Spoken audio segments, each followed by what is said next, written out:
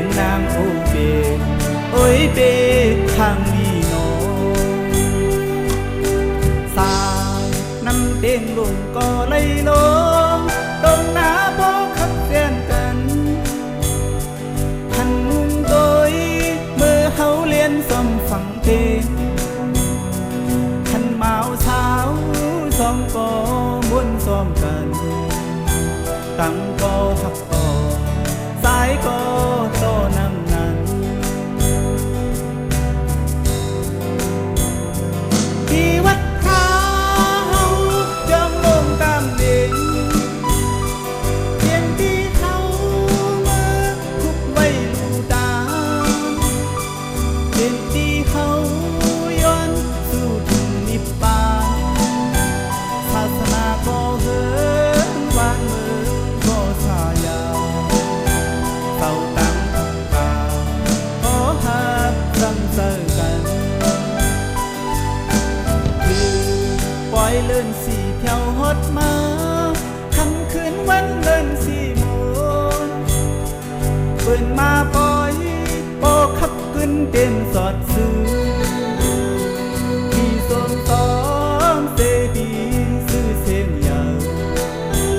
กึกขึ้นมาเกินหนีไว้ก็ยามเร็ว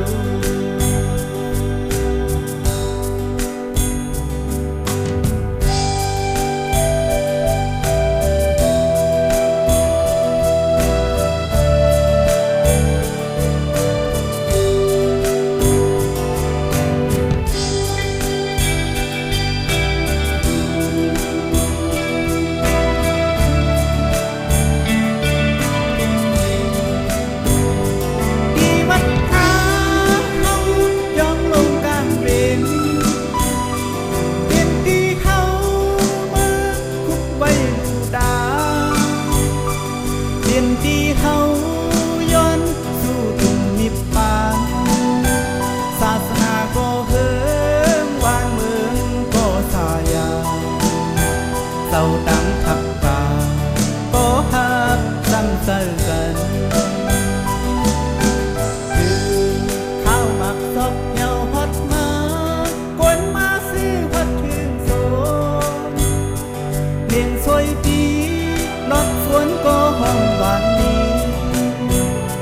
ถึงตั้งคูณ3 โลเก่งต้องเขามากามาคามือพอง